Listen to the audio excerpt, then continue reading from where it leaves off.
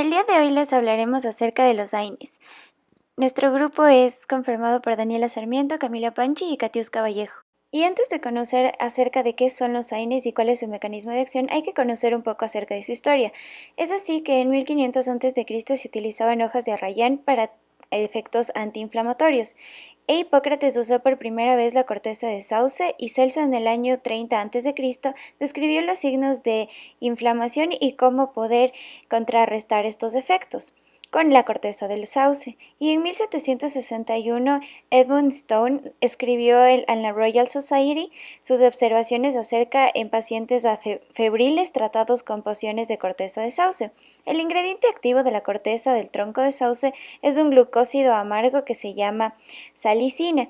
Este fue aislado por primera vez en su forma pura en 1829 por Leroux, quien también dijo que ésta tenía efectos antipiréticos, es decir, que bajaba la fiebre. Es así que, por hidrólisis, la salicina libera la glucosa y el alcohol salicílico, que este puede ser convertido en ácido salicílico o salicilato. Y este puede ser tan efectivo como la salicina del tronco de sauce, y adicional a su capacidad puede reducir la fiebre, también es antiinflamatorio y es analgésico, entonces tiene tres propiedades. Entre 1893 y 1897, el alemán Felix Hoffmann de la compañía de Bayer inició una nueva etapa en la farmacología, ya que convirtió el ácido salicílico en ácido acetil salicílico, y a este se lo llamó aspirina. Y en el siglo XX, desde los años 50, surgió el resto de los antiinflamatorios no esteroideos, o también llamados AINES, y en 1960 se introdujo la categoría de no esteroides antiinflamatorios. Eso sí que cabe recalcar que los tres primeros antiinflamatorios no esteroideos fueron la aspirina, la fenilbutazona, que es usada mucho en artritis reumatoide, y la indometacina, que fue en 1964. Entonces, ahora sí podemos saber qué son. Los antiinflamatorios no esteroideos son un grupo químicamente heterogéneo de fármacos que tienen tres propiedades: antiinflamatorios, analgésicos y antipiréticos, es decir, reducen los síntomas de inflamación, dolor y fiebre. Todos estos efectos se ejercen por la acción de la inhibición de una enzima llamada ciclooxigenasa. Los antiinflamatorios no esteroideos disponibles en el mercado inhiben la actividad de esta enzima, y esta puede ser la COX-1 o la COX-2. Por lo tanto, la síntesis de prostaglandinas y tromboxanos. Se piensa que la inhibición de la COX-2 en una parte causa la acción antiinflamatoria, analgésica y antipirética que tienen los AINES. Pero por otro lado, la COX-1 tiene la capacidad de causar hemorragias digestivas, úlceras, en especial la aspirina. Es por eso que vamos a ver después las indicaciones y contraindicaciones de los medicamentos. Los AINES se pueden agrupar de distintas formas, según su mecanismo de acción, que pueden ser los inhibidores no selectivos de la ciclooxigenasa o los inhibidores selectivos de la ciclooxigenasa, y también según su estructura molecular, que pueden ser los salicilatos, como el ácido acetil salicílico, que lo conocemos como la aspirina, la clonixina, el benorilato, la salicilamida, y otros que pueden ser los derivados indolacéticos, como la indometacina, la oxametacina, los derivados ariloacéticos como el diclofenaco, los ácidos enólicos, los derivados antipropiónicos, los fenematos y otros que pueden ser el celecoxib, rofecoxib, parecoxib y también puede ser el acetaminofén.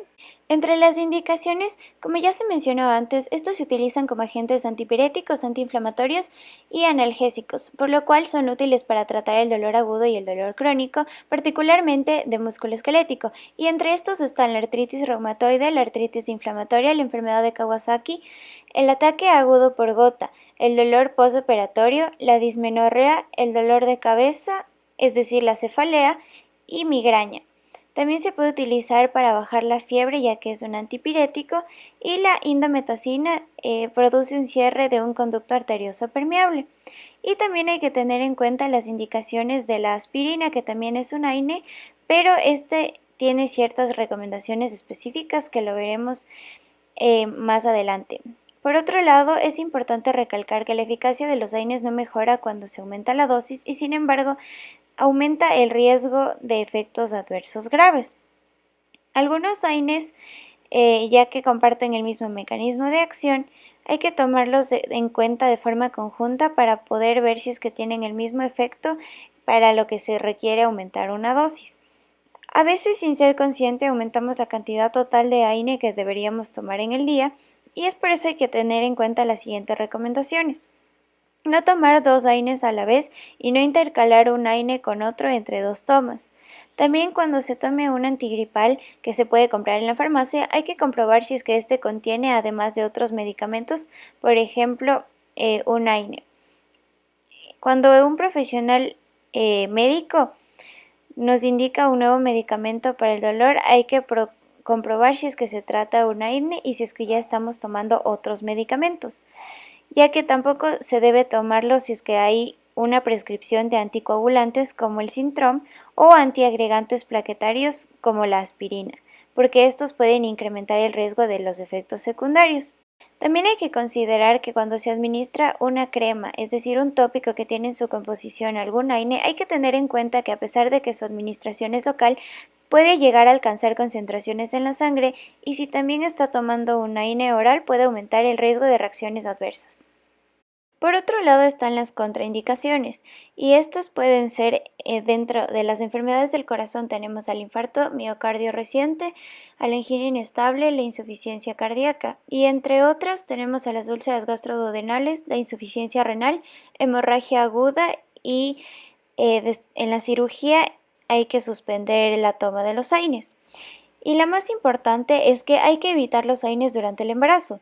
Los AINES están contraindicados en el segundo y el tercer trimestre del embarazo, ya que pueden causar el cierre prematuro del conducto arterioso y además pueden inhibir la contractilidad uterina. La FDA recomienda evitar el uso de estos AINES durante el embarazo y a partir de las 20 semanas en adelante porque pueden reducir además el nivel de líquido amniótico.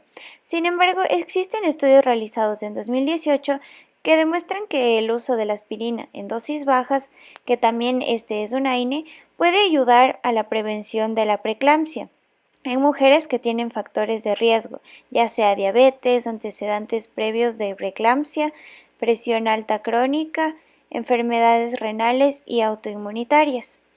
No existen riesgos para la madre y para el bebé con la toma de dosis bajas de AINES, aunque el hecho de tomar la aspirina no garantiza que la madre no va a tener preeclampsia, sino solo se la utiliza como para bajar el riesgo. Y bueno, con respecto a la farmacodinámica vamos a hablar un poco. En cuanto al mecanismo de acción, es importante saber primero que los fosfolípidos de la membrana celular, mediante las fosfolipasas A2, producen ácido araquidónico, el cual mediante la ciclooxigenasa 1 y 2 produce prostaglandinas H2, las cuales producen prostaglandinas, tromboxanos, entre otros. Las funciones de las prostaglandinas E2 son varias y son muy importantes, puesto que causan vasodilatación y además relajan el músculo liso del sistema respiratorio. También constriñen el músculo liso del tracto reproductor femenino. También constriñen el sistema gastrointestinal e incrementan la filtración glomerular. También funcionan como citoprotectores del sistema gastrointestinal porque promueven la secreción de moco y disminuyen el ácido gástrico. En cuanto a las prostaglandinas I2, estas funcionan como vasodilatadores fuertes. Además, relajan el músculo liso de las arterias, del sistema respiratorio y del útero. A su vez, constriñen el músculo liso del sistema gastrointestinal, inhiben la agregación plaquetaria e incrementan la filtración renal. Por otro lado, las prostaglandinas F2-alfa, estas de aquí constriñen el músculo liso en varios sistemas, excepto en el arterial, y además funcionan como broncoconstrictores. Por último, los tromboxanos A2 son broncoconstrictores y evitan la agregación plaquetaria. Ya, en cuanto al mecanismo de acción, hay dos tipos de inhibición importantes. El primero es la inhibición reversible, que está dado por la mayoría de los AINES y son los que inhiben reversiblemente la COX-1 y COX-2 y así disminuyen la síntesis de prostaglandinas. En el segundo grupo se encuentra la aspirina, la cual es el único que inhibe irreversiblemente a la COX-1 y COX-2. Como había mencionado antes, la primera enzima de la ruta sintética de las prostaglandinas es la COX y esta convierte el ácido araquidónico en los intermediarios inestables de prostaglandinas G2 y de prostaglandinas H2 y así conduce la producción de prostanoides como el tamoxifeno A2. La COX-1 es la fuente dominante de prostanoides porque se encuentra en casi todas las células y su función es mantener la homeostasis, además de regular el dolor en los órganos, la función de las plaquetas y la protección del estómago. Por otra parte, la COX-2 es inducida por citocinas, tensión y promotores tumorales. Esta de aquí también se induce cuando hay inflamación, fiebre o dolor. Además, es la fuente más importante de formación de prostanoides en la inflamación e incluso en el cáncer. Como ya mencioné, esta puede ser inducida y también se encuentra expresada constitutivamente en el cerebro y en el riñón. En cuanto al mecanismo de acción del ácido acetilsalicílico, también conocido como aspirina, sabemos que este es un ácido orgánico débil y que acetila irreversiblemente a la ciclooxigenasa. Esto de aquí causa que se reduzcan los estímulos dolorosos a nivel subcordial, es decir, del tálamo y del hipotálamo. Es desacetilado rápidamente por las esterasas en el organismo y así produce salicilato, el cual tiene acciones antiinflamatorias, antipiréticas y analgésicas porque bloquea la síntesis de prostaglandinas en los centros termorreguladores hipotalámicos y en los objetivos periféricos. Además, previene la sensibilización de los receptores nociceptivos. Debido a su inhibición irreversible, los efectos del ácido acetilsalicílico se relacionan con la tasa de rotación de COX en los objetivos diferentes del cuerpo. Por ejemplo, las consecuencias de la inhibición de la COX-1 en las plaquetas persisten durante la vida de las plaquetas, por ende, toman de 8 a 12 días recuperarse por completo de la inhibición producida por la aspirina. A diferencia del ácido acetilsalicílico, encontramos que el ácido salicílico no tiene capacidad de acetilación, por ende es un inhibidor reversible relativamente débil de la COX. Por otra parte, se encuentran los derivados del ácido propiónico, en los cuales están el ibuprofeno, naproxeno, fenoprofeno, ketoprofeno, flurbiprofeno y oxaprocina. Estos de aquí tienen acción antiinflamatoria, analgésica y antipirética. Se encargan de inhibir la síntesis de las prostaglandinas de manera reversible, pero no afectan a los leucotrienos. Es por eso que sus efectos adversos se encuentran sobre el sistema nervioso central, causando cefalea, acúfenos y mareos. En cuanto a los efectos adversos, el uso crónico de los AINES está limitado por su poca tolerancia gastrointestinal, puesto que la amplia presencia y función de los COX explica que los AINES causan efectos indiscriminados en todo el cuerpo.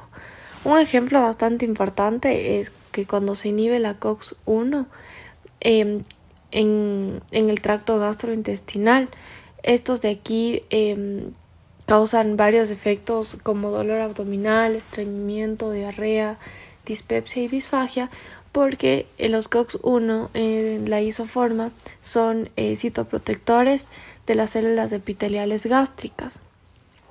En cuanto a la función plaquetaria, los COX-1 forman tamoxifeno A2 en las plaquetas y esto de aquí va a amplificar la activación plaquetaria y contraer los vasos sanguíneos en el sitio de la lesión. De mismo modo, los productos derivados de la COX-2 juegan un papel importante en la regulación de la presión arterial y actúan como inhibidores endógenos de la hemostasia. Y cuando esta de aquí es inhibida puede causar o agravar la hipertensión y aumenta la probabilidad de eventos trombóticos. De manera más específica tenemos que las plaquetas cuando son inhibidas van a generar disfunción de plaquetas, más riesgo de hemorragia y hematomas. En el aspecto renal va a haber azotemia, cistitis, disuria, hematuria, hiponatremia, nefritis intersticial, y en el sistema cardiovascular se puede presentar como edema, insuficiencia cardíaca, hipertensión, trombosis y vasculitis. En el sistema neurológico también hay efectos adversos como anorexia, ansiedad, confusión, depresión, cefalea, insomnio y convulsiones. Pero eso no es todo, puesto que los AINES también tienen efectos adversos. Hipersensibilidad, crean una reacción anafiláctica, angioedemas, broncoespasmos graves, rubor y urticaria. En el sistema hematológico pueden causar anemia, agranulocitos, anemia aplásicas, anemia hemolítica, leucopenia. En cuanto al sistema hepático, va a causar enzimas elevadas, hepatitis, insuficiencia hepática, ictericia. Y en el sistema respiratorio se puede ver disnea e hiperventilación. En cuanto al sistema reproductivo, es importante mencionar que causan problemas específicamente en el embarazo, debido a que la expresión de los COX-2 miometrial y los niveles de prostaglandinas E y prostaglandinas F aumentan el miometrio durante el trabajo de parto. Está demostrado que la prolongación de la gestación está dada por los AINES, es decir, porque estos de aquí inhiben la COX-2 y por ende va a haber una prolongación en la gestación. Algunos AINES, en particular la indometacina, se ha utilizado de forma no regulada para detener el trabajo de parto prematuro. Sin embargo, este uso está asociado con el cierre del conducto arterioso y alteración de la circulación fetal. Por otra parte, se han usado inhibidores selectivos de la COX-2, de igual manera sin regulación como agentes tocolíticos, y este uso se ha asociado con estenosis del ducto arterioso y oligohidramnios. Por otra parte, la aspirina en dosis bajas reduce el riesgo de preeclampsia en un 24% cuando se usa como medicamento preventivo. Por último, encontramos que el síndrome de Rey es una enfermedad grave y a menudo mortal por el uso de ácido acetilsalicílico en niños y en jóvenes menores de 20 años que tienen fiebre asociada con una enfermedad viral. Este síndrome se caracteriza por el inicio agudo de encefalopatía, disfunción hepática, infiltración grasa del hígado. Por esta razón es indicado únicamente paracetamol e ibuprofeno, los cuales no están implicados en este síndrome, para tratar la antipiresis en niños y jóvenes. En cuanto a las interacciones farmacológicas, sabemos que los AINES combinados con la aspirina producen efectos adversos. Esto se debe a que muchos pacientes que consumen tanto AINES de manera crónica para el dolor como una dosis baja de ácido acetilsalicílico para la prevención cardiovascular presentan múltiples efectos adversos gastrointestinales empeorados en comparación con el uso exclusivamente de AINES. Esto se da a que la ocupación previa de la COX-1 plaquetaria por los AINES puede impedir el acceso del ácido acetilsalicílico a su objetivo de acetilación. Esta interacción medicamentosa puede exacerbar el efecto cardioprotector del ácido acetilsalicílico. Por otra parte, los AINES pueden atenuar la efectividad de los inhibidores de la enzima convertidora de angiotensina al bloquear la producción de vasodilatadores y prostaglandinas natriuréticas. Y también puede producir hipercalcemia marcada que conduce a la arritmia en especial en los ancianos y en los pacientes con hipertensión, diabetes o cardiopatía isquémica.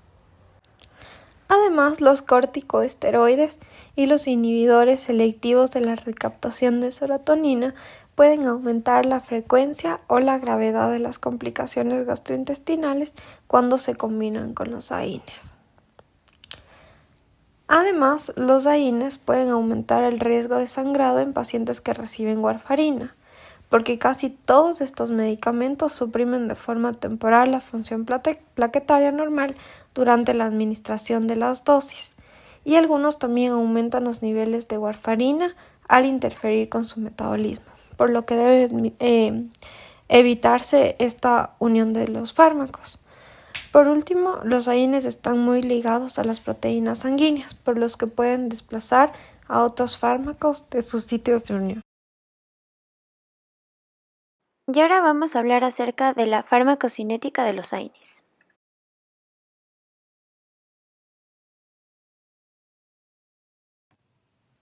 Absorción. Todos los AINES son absorbidos rápidamente y casi por completo con la administración bucal. La absorción ocurre por difusión pasiva en el estómago y en la zona superior del intestino. Como estas drogas son ácidos débiles, no son ionizados en el medio muy ácido de la mucosa gástrica. En este estado, los AINES son lípidos solubles y difunden rápidamente dentro de las células gástricas, donde el pH es muy alto y la droga se disocia. De esta forma, el AINE se convierte en un ion atrapado dentro de las células gástricas.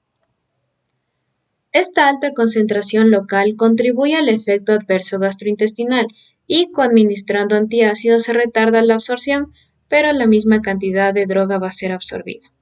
Una gran fracción de la dosis del medicamento es absorbida en el intestino delgado a pesar de estas circunstancias. La vía rectal no confiere ventajas ya que la absorción es errática e incompleta y de la misma forma, por los mecanismos sistémicos se producen los efectos secundarios, así que por todo esto se prefiere la vía bucal. En el plasma, los AINES se combinan con albúmina en gran proporción, pero es una combinación fácilmente disociable, por lo que son frecuentes las interacciones. Las uniones proteicas sirven como una reserva y solo la droga libre es activa, esto es, capaz de producir los efectos terapéuticos o tóxicos y disponibles para el metabolismo o la eliminación. Vía de administración. La vía de elección para la administración de algunos AINES en el tratamiento del dolor agudo es la intravenosa, dado que permite un rápido comienzo de acción, siendo conveniente una dosis de carga que dependerá del fármaco para llegar a una ventana terapéutica rápidamente con efectos secundarios mínimos. Por vía oral, posee una rápida y buena absorción, incluso en pacientes vegetarianos. Presenta una elevada unión a proteínas plasmáticas y una buena distribución por difusión pasiva pH dependiente, así como gran liposolubilidad. Vida media de los AINE. La vida media de los AINE va a ser muy variable, por lo que la dividiremos en 3 grupos. El primer grupo pertenece a vida media corta, la cual durará menos de 6 horas. A este grupo pertenecen la aspirina, diclofenaco, etodolaco, fenoprofeno, ibuprofeno, indometacina y ketoprofeno. El segundo grupo es la vida media intermedia. Este tendrá una duración entre 6 y 10 horas. A este grupo pertenecen diflunisal, fenbufen, carprofeno. El tercer grupo es de vida medio larga. Este tendrá una duración de más de 10 horas. A este grupo pertenecen nabumetona, naproxeno, fenilbutazona, piroxicam y sulindaco. Distribución. Los AINE se distribuyen de manera uniforme por todo el organismo y en particular aquellos que desarrollan un proceso inflamatorio, probablemente a causa de sus características ácidas. Esta débil acidificación de las drogas afecta la concentración diferencial en el plasma y los tejidos. Solo las moléculas no ionizadas son liposolubles y capaces de difundir a través de las membranas biológicas. Por lo tanto, si hay una disminución del pH sérico, aumenta la fracción de AINES no ionizada y el movimiento de la droga desde el plasma hasta los tejidos. Metabolismo. Se metabolizan a nivel del hígado y se produce una recirculación enterohepática. Los AINES se metabolizan por vía hepática presentando efecto de primer paso. Por lo general son altamente metabolizados, bien siguiendo la fase 1 y luego la fase 2, o bien directamente a glucuronización. La mayoría son metabolizados por la familia enzimática del citocromo P450 CYP3A, como el CYP3A4 o CYP2C, del citocromo P450 hepático. Además de las concentraciones plasmáticas, también alcanzan importantes niveles en el líquido sinovial. Pasan a todos los tejidos y atraviesan fácilmente la placenta, a excepción del Xylem DAC. Tiene buena biodisponibilidad. Las excepciones notables son el diclofenaco de un 54% y la aspirina de un 70%. La unión proteica es reversible y extensa, por lo que los volúmenes de distribución son pequeños. Eliminación de los AINE. Casi todas estas drogas se eliminan a nivel renal como metabolitos. Sin embargo, su biotransformación es específica para cada fármaco debido a la naturaleza química. Por ejemplo, en el caso de los salicilatos, donde su mayor representante es el ácido salicílico, este en orina alcalina puede eliminarse como ácido salicílico libre más de 30% del fármaco ingerido. La vida media de eliminación de la aspirina es de 15 a 20 minutos. La del salicilato es de 2 a 3 horas en dosis bajas y de 12 horas a dosis antiinflamatorias usuales. Ibuprofeno. El ibuprofeno es un derivado simple del ácido fenilpropionítico y un inhibidor no selectivo de la COX. Es un antiinflamatorio no esteroideo comúnmente utilizado como antipirético, analgésico y antiinflamatorio. Se utiliza para el alivio sintomático de la fiebre, el dolor de cabeza, dolor dental, dolor muscular o mialgias. También molestias de la menstruación como la dismenorrea, dolor neurológico de carácter leve o moderado y dolor postquirúrgico. También se usa para tratar cuadros inflamatorios como los presentes en la artritis, hinchazón muscular, dolor de garganta o artritis gotosa. Es usado en ocasiones para tratar acné por sus propiedades antiinflamatorias. Síntesis. La síntesis original del ibuprofeno consistió en 6 pasos. Se inició con la acilación del isobutilbenceno mediante Friedel-Crafts. La reacción con cloroacetato de etilo dio el alfa-beta-epoxiéster, que fue descarboxilado e hidrolizado hacia el aldehído. La reacción con hidroxilamina dio la oxima, que fue convertida al nitrilo. A continuación se hidrolizó al ácido deseado. En 1997 hubo una mejoría de la síntesis. Después de una acilación similar a la de la síntesis anterior, la hidrogenación con el níquel-Reiner dio el alcohol, que por carbonilación cataliza por paladio da la molécula final. En cuanto a las propiedades farmacocinéticas generales, tenemos que el ibuprofeno se encuentra disponible en forma oral, tópica e intravenosa.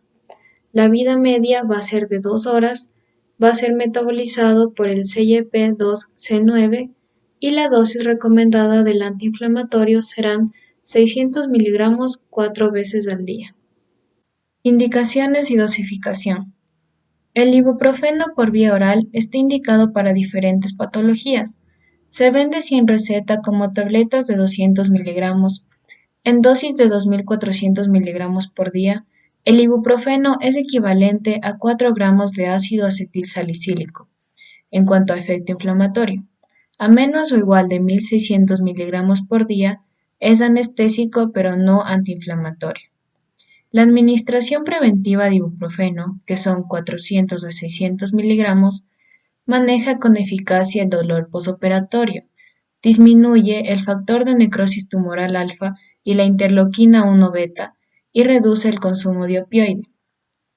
Una preparación en crema tópica se puede absorber hacia la fascia y el músculo. Casi 3/4 de las mujeres sufren dolor o cólicos en el periodo menstrual, dismenorrea. Estudios de investigación han demostrado que los pacientes con dolor menstrual intenso presentan altos niveles de prostaglandinas, hormonas que se conoce como causa del dolor abdominal tipo cólico. Los AINE en general, en este caso el ibuprofeno, es un fármaco que va a actuar mediante el bloqueo de la síntesis de las prostaglandinas. Efectos adversos. En comparación con la indometacina, el ibuprofeno disminuye la diuresis y causa menos retención de líquido. El fármaco está relativamente contraindicado en individuos con pólipos nasales, angioedema y reactividad broncoespástica al ácido acetilsalicílico. Se ha reportado meningitis aséptica, sobre todo en pacientes con lupus eritematoso sistémico. Los efectos hematológicos raros comprenden agranulocitosis, anemia aplásica. La administración concomitante de ibuprofeno y ácido acetilsalicílico antagoniza la inhibición plaquetaria irreversible inducida por este último, lo cual limita el efecto cardioprotector de esta última. Toxicidad en humanos. La sobredosis por ibuprofeno se ha convertido en algo común desde que se puede conseguir sin receta. Hay muchos casos de sobredosis en la historia de la medicina, aunque la cantidad de complicaciones que amenazan la vida por sobredosis de ibuprofeno es baja. La respuesta humana en casos de sobredosis se extiende desde la ausencia de síntomas al resultado fatal a pesar de tratamientos en cuidados intensivos. La mayoría de los síntomas son un exceso de la acción del ibuprofeno e incluyen dolor abdominal, náuseas, vómitos, somnolencia, mareos, dolor de cabeza, zumbido de oídos y nistagmo.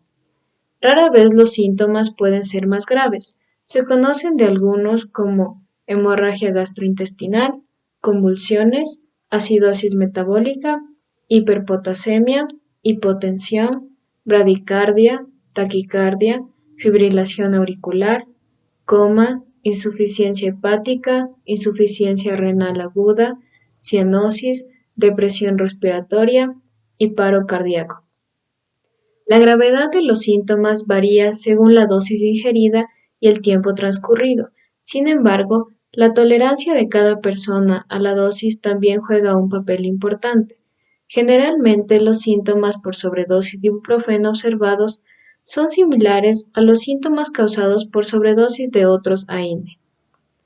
Hay poca correlación entre la severidad de los síntomas y los niveles plasmáticos de ibuprofeno medidos. Los efectos tóxicos son poco probables en dosis inferiores a 100 miligramos por kilogramo, pero pueden ser más graves por encima de 400 miligramos por kilogramo, alrededor de 150 comprimidos de 200 miligramos para un hombre normal. Sin embargo, dosis altas no indican que el cuadro clínico vaya a ser letal. No es posible determinar una dosis letal precisa, ya que puede variar con la edad, el peso y las enfermedades asociadas al paciente, siempre manteniendo fuera del alcance de la vista de los niños.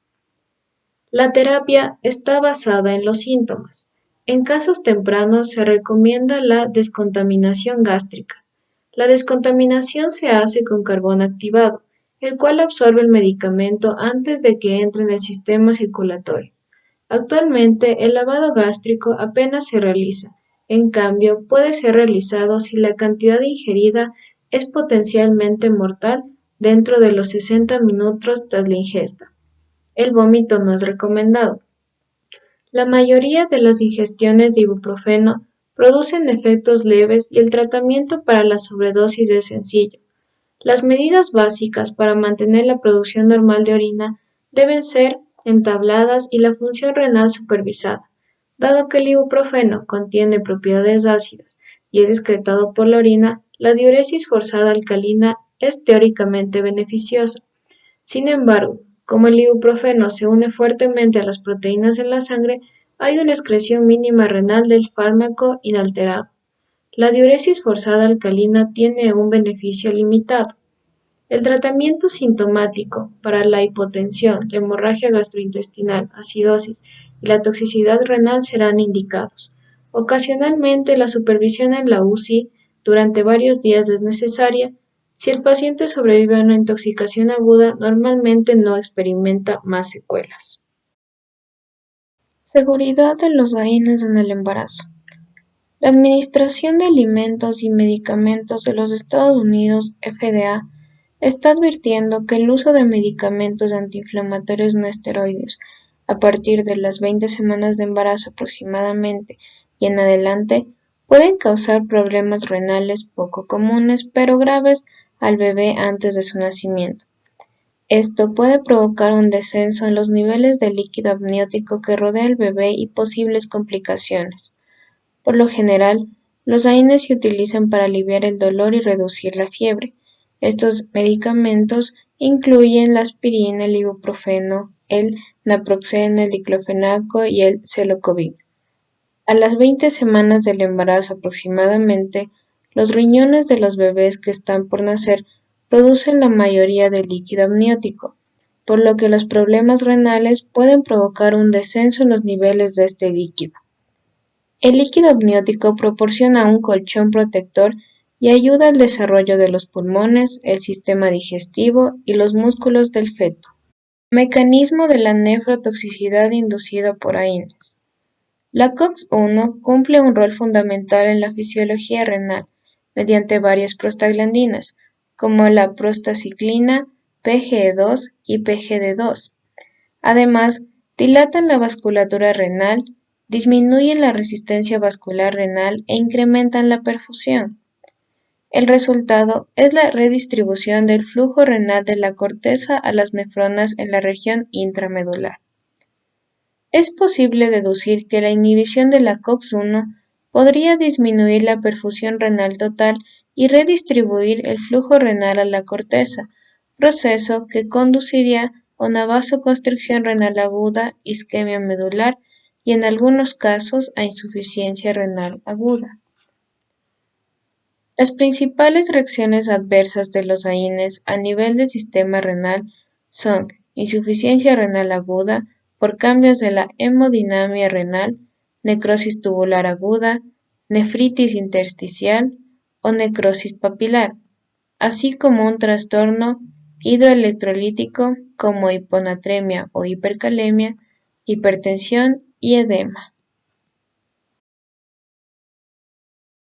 Los COXIBs no están exentos de reacciones adversas renales. La conceptualización del COX-2 como una enzima inducible actualmente se sabe que no es real cuando se trata del tejido renal. A este nivel es una enzima constitutiva, lo que significa que es de producción constante, que se expresa a nivel de la corteza, mácula densa, rama ascendente gruesa del asa de Henle, células intersticiales, papila renal y podocitos.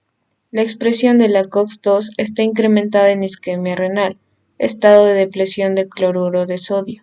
Por consiguiente, los prostanoides derivados de COX-2 juegan un rol importante en el mantenimiento de la irrigación sanguínea de la médula, excreción de sal y presión arterial. Otro mecanismo adicional es que la COX-2 interviene en la liberación de renina a nivel renal. La inhibición de la COX-2 puede producir isquemia renal, trastorno electrolítico y elevación de la presión arterial, conduciendo a una retención de fluidos y disminución de la tasa de filtración glomerular. Sin embargo, debe aclararse que la nefrotoxicidad por AINES aparentemente no es un efecto de clase de los COXIBs. Por otro lado, existen algunos datos interesantes acerca de los AINES que no todos lo conocen o creen que son algunos mitos. Entonces, es así que la gente suele tomar mucho este tipo de antiinflamatorios no esteroideos como la aspirina para, por ejemplo, dolor de cabeza, pero generalmente estos no deberían ser usados automedicados. Y aquí hay un mito, es que no importa si tomo 2 AINES ya que me sirven para mejorar los efectos y aliviar el dolor más rápido. Y esto es un mito totalmente, ya que la dosificación de los AINES va a depender de acuerdo a lo que el paciente padezca. Es así que los AINES son medicamentos accesibles a la población. Sin embargo, esto no significa que las personas deberían automedicarse y aún peor, aumentar sus dosis cuando son por prescripción médica, ya que el uso de AINES recurrente puede ser peligroso en todos los pacientes y aún más en pacientes ancianos, ya que puede provocar efectos desfavorables. Es así que también es de suma importancia tener en cuenta estos datos en el embarazo, ya que es una contraindicación el uso de los antiinflamatorios no esteroideos. Y es por esto que la dosis efectiva mínima es la más segura dentro de todos los pacientes. Como conclusiones tenemos los puntos más importantes que se deben conocer acerca de los AINES. Estos es que tienen efectos antipiréticos, antiinflamatorios y analgésicos. Su mecanismo de acción es por la inhibición de la enzima ciclooxigenasa 1 y 2, que la ciclooxigenasa 1, que es la COX-1, es necesaria para mantener el flujo y la replicación celular gastrointestinal, así como el flujo renal. Y la COX-2 es la promotora de la inflamación, fiebre y dolor. Entre los efectos adversos hay efectos cardiovasculares, respiratorios, reproductivos, hematológicos, neurológicos y entre otros más. Y algunos de los factores de riesgo para la toma de AINES es la edad de más de 65 años, el uso de anticoagulantes y úlceras gástricas por H. pylori y otros problemas gastrointestinales.